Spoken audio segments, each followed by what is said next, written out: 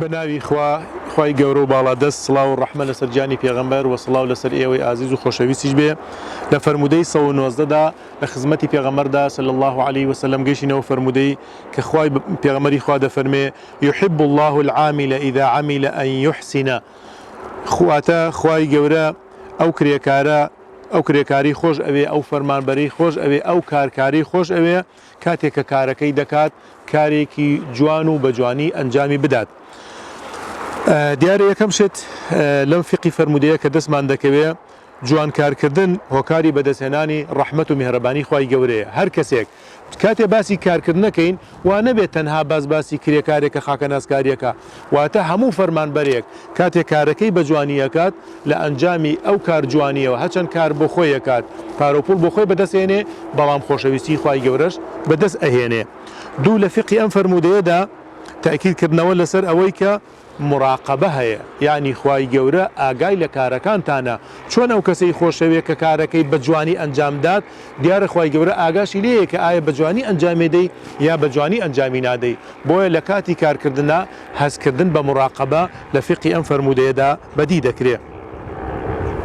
هەمووی خوای گەورە کەسەکان ئەبینێ بە جوانیەکەشیان و ئەیان بینێ بە ناشرینەکانیشەوە ئەیان بینێ چونکە کە ئەو دەفەرمێ ئەن یحسینە عەمیلە ئەن یحسینە ئیذا عەمیلە ئەن یحسینە کەواتە کاتێک کاری کرد ئەگەر جوانی کرد کەواتە ئەگەر خراپیشی کرد یان ناشرینیشی کرد یان جوانیش ئەدای نەدا نەکات ئەوە خوای گەورە هەرەی بینێ. فقی سێهەمیان گەورەی و گرنگی حەق و ماف چۆن داوە لە خاوەن کار دەکات ئەبێ لە فەرمودەکەی ترا تۆ حەقەکەی خۆی بدەیتێ و داوا لە کرێکاریش ئەکات ئەبێت جوان کارەکەی بکە. جوان یعنی چی؟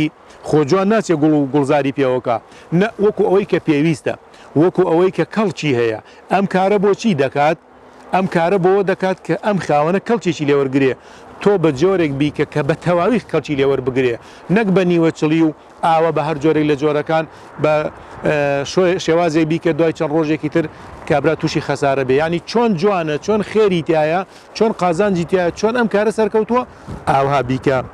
فقی چوارەم لە ڕاستیدا لەم فەرمودەیە دەرەکەوێ فقی چوارەم لە هەموو کارکردن و کاسبیکردنیەکە سێ جۆر سوودی هەیە.